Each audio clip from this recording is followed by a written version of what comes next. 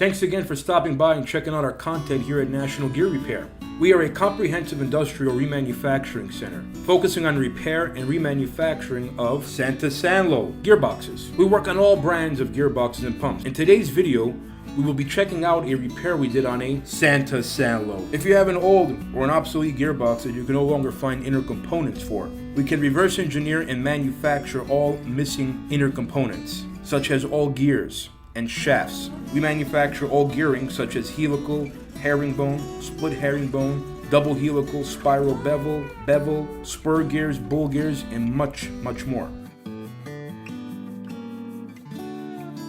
And thank you again for taking your time out to watch our videos here at the National Gear Repair.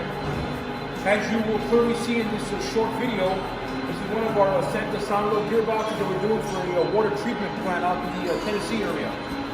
And our client here was complaining on having excessive growling or excessive noise in their box.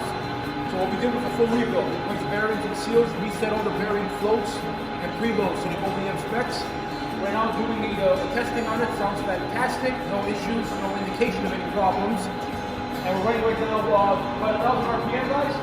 About 1,000 RPM right now. We're going to bump it up to about 1,500 RPM. That sounds fantastic.